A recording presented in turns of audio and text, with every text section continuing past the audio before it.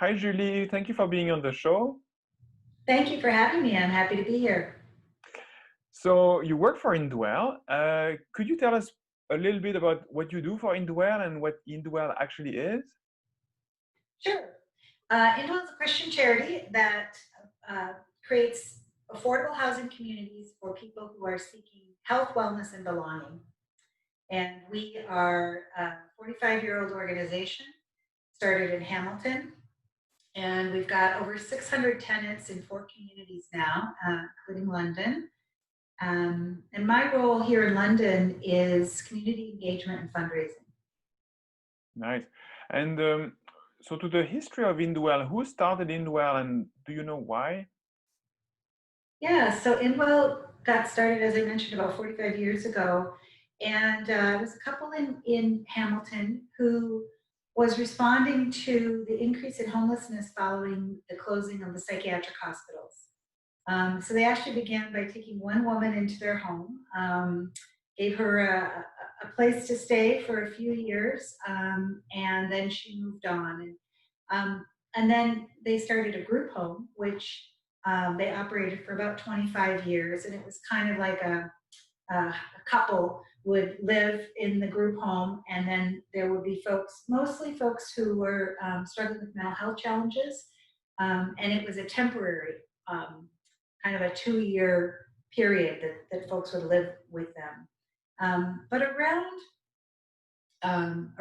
2000, the year 2000, we changed our model, realized that one, people wanted more privacy and more autonomy. And second, that having people move on after 2 years really wasn't helping, wasn't long-term helping people. So we changed our model to private apartments, individual apartments, and people can stay with us for as long as they like. So it's permanent housing. Nice. And you mentioned you were established in several communities. Which communities? So we are now in Hamilton, London, Simcoe, and Woodstock. And we're actually building a new building in Mississauga. And we've just bought a building in the KW region. So we're expanding to Kitchener-Waterloo as well. Okay, fantastic. And what is the setup of Indwell? Is it a charity and not for profit? That's right. We're a charitable, not-for-profit organization. Um, yeah. Okay. Um, can you tell us more about the population that Indwell accommodates? Yeah.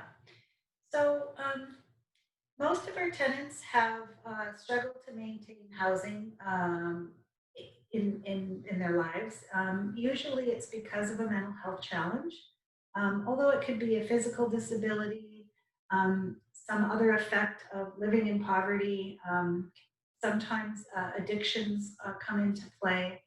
And so there are people, though, that are looking to live in a supportive community, and that's what Indwell offers. So we offer on-site staff, and it really varies depending on the needs of the people that we are serving. But sometimes it could be just somebody who's there 20 hours a week that is offering different kinds of services, connections to the community, um, support in other ways, answering questions, helping to resolve disputes between tenants, those kinds of things.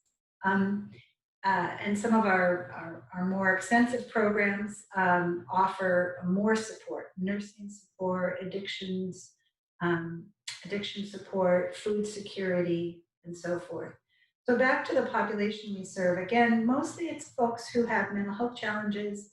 Some are coming from hospital, so they've been at psychiatric hospital, and they don't need to be there anymore, but they are looking for a supportive community so that they just don't keep bouncing back and forth into the hospital. It's not a good way to live, and it's very expensive to the system as well. So so when people come to live with us, they're getting that extra level of support that really helps them to maintain more stability in their lives. Okay. And in terms of staff, do you have social workers on staff? All of our staff usually have a kind of a social work background. They're not necessarily social workers, although some have a MSW, but and some are more nursing, trained as nurses. Some of our tenants, as I mentioned, some are coming from hospital. They may not be independent in taking their medications, or they may have um, more challenging uh, physical or health conditions that need monitoring. So that's the role that the nurses play. They also really help to connect people and advocate people within the healthcare system here. Okay. And what are the main challenges that the staff faces on a regular basis? Well, certainly during this last several months, it's been about providing support when you can't be as physically close to people. So that's been a challenge. We've, I think, found some creative and innovative ways. We are connecting. So community and relationships are two of the most important things about the success of Indwell is creating a community within each Indwell building where tenants are friends and can support each other um, and feel like they belong and feel like they're a valued member of the community. And then the relationships between the staff and the tenants is also very important. And so I think that you know one of the ways that we do this is through what we call office hours. So every single day, sometimes twice a day, there's time where a staff member is in a room, and we've set it up so that people can be physically distant and but still be in person. So that's kind of nice. So that's a drop in that tenants can use whenever they have a question or problem. Again, it's there's a lot of reasons why someone would want to participate in the drop-in office hours. We've been doing things like going on walks in the community. We have a community garden plot, and we've had some barbecues where people come in stages. So we've really had to get creative because it's so rewarding for the staff and the tenants to be able to spend time together. And it's been more difficult. Um, some of our tenants receive a meal every day, and usually that's in a dining room. But that hasn't been possible. We've had to deliver the meals to people's doors, but even that is at least a chance for a quick conversation with our tenants face to face, which we all know is so much nicer than video or other ways. We've also been phoning our tenants as well, just to check in with them. So yeah, preserving the human connection despite those trying times we're going through. Yeah. Very interesting. Um, are there any other examples of innovative or best practices that Indwell uses? Yeah, let me think here. So, I mean, uh, when we talk about our tenants, as I mentioned, it's really about relationships. And so um, finding what our tenants want to do and what their skills and talents are is part of what our staff do. So at some of our buildings, we have a music group. So people come together and play music regularly. Um, at another building, we have a group that gets together and bakes for the school program, and they deliver 200 muffins every other week to the school program. And so these are folks that they got their safe handling certificate, and they come together and bake. So I guess doing things together as a group when it's safe and when you can. I guess that's innovative in the sense that we're trying to find what our tenants how they want to be involved in the community. We have some innovations around building as well, but maybe we'll talk about that later. Hmm. kind of know what we're talking Um, about. yes, thank you. What role does faith, you said it's a Christian organization, so what role does faith play at Indwell? Yeah, so we're a Christian organization. The founders were Christian, and most of our leadership is Christian as well. So Indwell has three kind of values that guide us. The first is dignity. So believing that every person is a child of God and made in God's image, and that we all um, are worthy of redemption and worthy of receiving dignity. The second is love.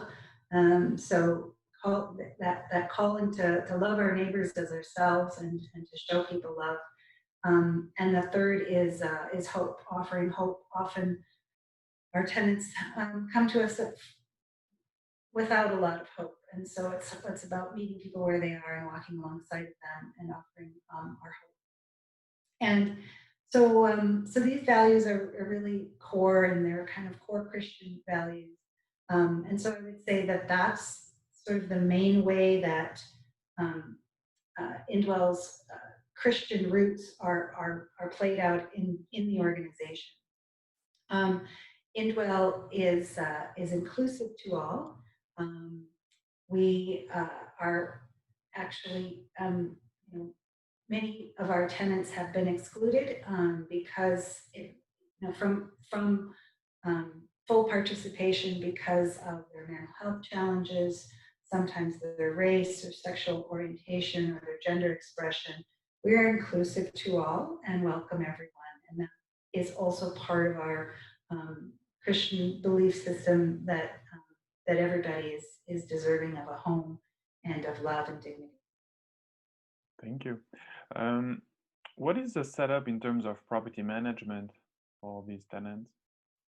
Yeah, so Indwell has it's a landlord-tenant relationship. It's the legal relationship that we have with all of our tenants. Um, and as an organization, I'd say we kind of have three areas of expertise. We develop our own properties and we manage them, and then we offer those on-site supports that I mentioned. So the property management, we care for all of our buildings. We have a strong professional team of property management, and we consider them as vital members of the team. Many of them have really great relationships with our tenants because they're in their uh, in the buildings, working, maintaining them. We try to really keep our buildings. We build very high quality buildings, and then we try to maintain them very high standards. We always say we would want we want our buildings to reflect a place where we would want to live or where we would want a family member to live. Mm. Um, it can be challenges in terms of development to develop real estate especially in Ontario, and have the numbers work, particularly when your client base is on minimum income or ODSP. How does Indwell manage to make it work? So are you referring sort of to the operating or the capital costs or both? Both. Okay. Well, I'll talk about the capital side first. So we are able to tap into a number of great programs. The Canadian Mortgage and Housing Corporation has a national housing strategy, and it's called a co-investment fund. And we receive about 50 to 55% of the building's costs come from this program. And it's a combination of grants and loans. Usually the loans are very low interest loans as well.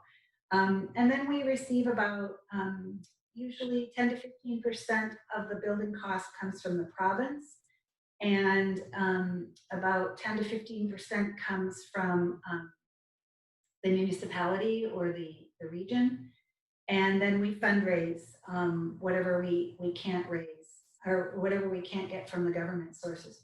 So about $1 of community funds that we can raise from individuals or foundations or corporations can be multiplied usually 7 times over. So for every dollar we raise from the community, we can leverage that to get about $7 from government sources. So that's how the capital side works. When it comes to operations, about 40% of the building's operational costs come from tenant rents. So our rents are at about $550 to $600 for a 1-bedroom apartment. And we do have some commercial tenants in some of our buildings, so that's additional income. And we receive grants, usually provincial health grants for some of our staffing. I think the province recognizes that, you know, what the grants that they give us come back, you know, allow great savings when it comes to some of the costs of homelessness or psychiatric hospitalization, policing, healthcare, uh, incarceration. All of these costs that are byproducts of homelessness in our communities are offset tremendously with the work that we do. So we receive some grants there, and then we also fundraise for our operating costs as well. So you know, as I mentioned, we're a charitable organization, so we have many people who give because they recognize the role that we play in ending homelessness in our community. Thank you. Also, in terms of raising, in terms of fundraising, do you organize events or? Yeah, we usually have like banquets in the different cities or other events that are similar kind of in-person events. Of course, in the time of COVID, we've not been able to do any of these. We had a really fun virtual gala in June of this year that was quite successful. We weren't sure what we were getting into, and none of us obviously had done this before. So it was really new ground, but it was really fun. We had every program sort of record a little something. Sometimes there were tenants, sometimes it was staff, and then we intermixed that with some live programming as the night wore on. We sent people packages so they could make a special drink or a special dessert, and yeah, we tried to make it fun, and we had a huge turnout. Around 1,500 people tuned in at some point during the night, and we raised over $100,000. So that was a huge benefit to our operating costs. Some people donated to some capital projects during that virtual gala as well. But yeah, that was fun. I think it was the right time to do it. I'm not sure people would, you know, we'd always get that great of a response, but it worked out really well for us. So we hope to be able to go back to that. We're also doing, we're here in London, we've got access, or we're participating in a race coming up in September called That Damn Hill, which is, it's an ultra marathon race, but they've also added like a fun run and team relay and team marathons for people to participate in. So we'll get some great revenue towards our projects in London from that race as well. And so that's for the down payment, I assume. In terms of raising debt, do you always go to the same bank? Do you have an established relationship with one of the Canadian banks? Yeah, Libra's been great. We have some mortgages with them. We have a number of, as I mentioned, long-term loans with Canadian Mortgage and Housing Corporation.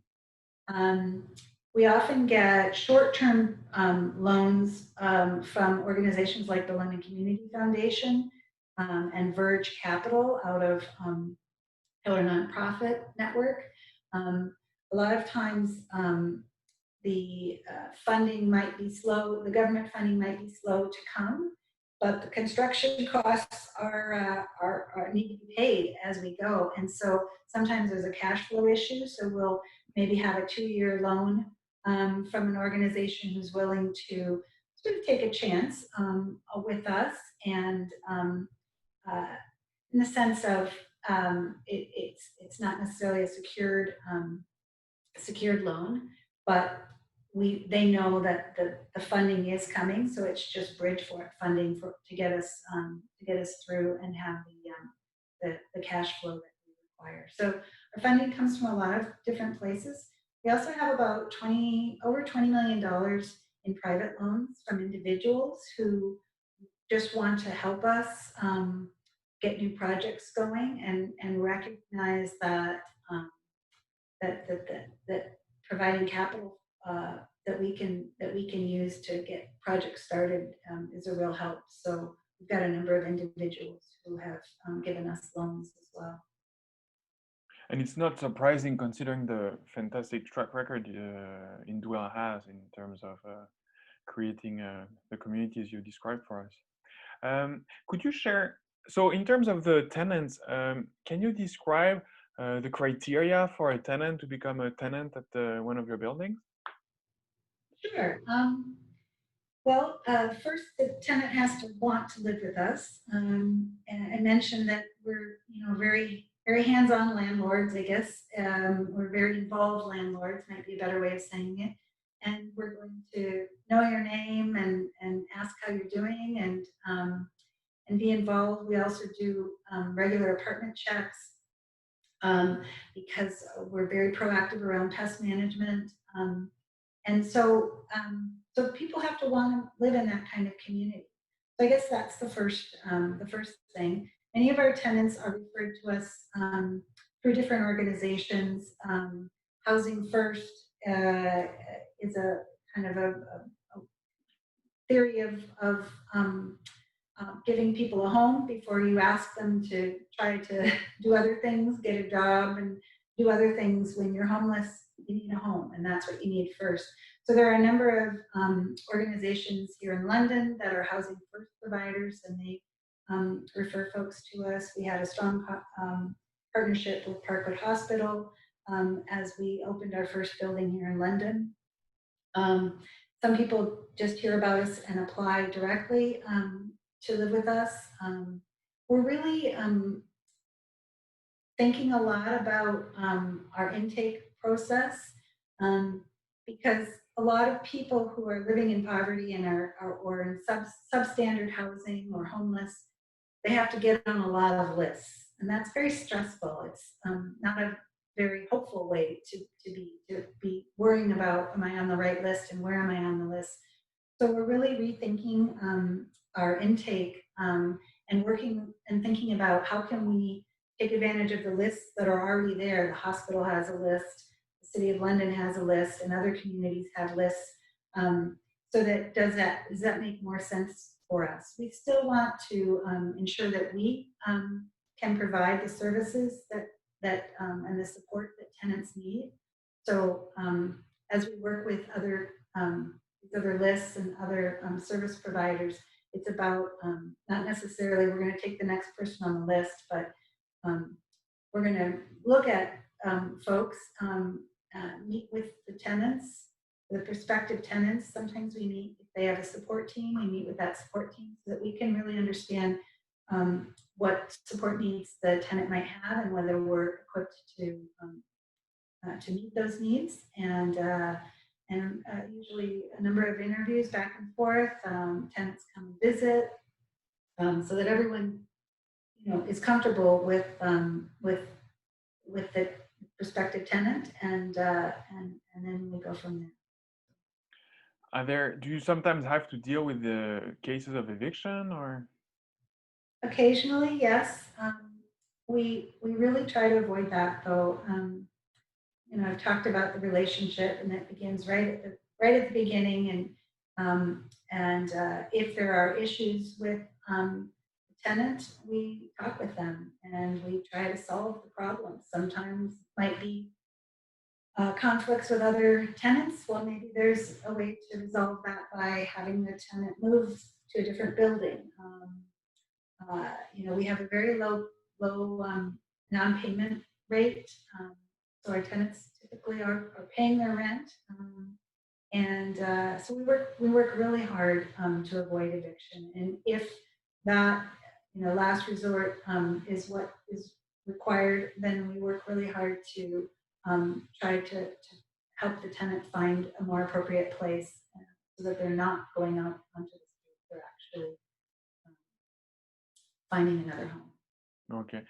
Could you please share with us some beautiful stories of tenants with nice journeys and how Indwell has helped Yeah, along the way? well, I mean, I'll share some kind of stories that tenants have already shared publicly so that we know that they're okay with their story being shared. One of our tenants here in London just shared her story at our groundbreaking of our next building. And she's a young woman who came to live with us about a year ago. And since that time, she enrolled and passed the Pathways administrative um, course. So she was able to learn some skills that would allow her to be like an administrative assistant. So computer skills and so forth. And she's actively job hunting now. So that's really exciting for her. And she, I think, has a real sense of um, uh, just pride in herself for coming this far. And she's overcome other challenges in her life as well that she's got a lot of pride for about. And let me think. Um, I guess another great story comes out of Hamilton. One of our tenants had struggled. She was in school and couldn't, her mental health challenges were preventing her from finishing school. But she got in at Indwell and was taking coursework uh, that included like a first aid type of class. And she was on the bus. This was pre-COVID. She was on the bus, and somebody collapsed right in front of her. Having some kind of physical uh, crisis. And so she dropped to the ground next to this person, administered first aid, CPR, until the ambulance got there, and she was credited for saving his life. So that's pretty amazing as well. That somebody who has, I guess, needed a lot of community support was then able to really give back in a very meaningful way. Sounds great. Well, thank you so much, Julie, for answering all my questions, and thank you to Indwell for all the work you do and for building a safer and stronger community. Oh, well, thank you, and thanks for your interest. I'm happy to be part of this your podcast, and thanks for inviting me. Thank you. All right.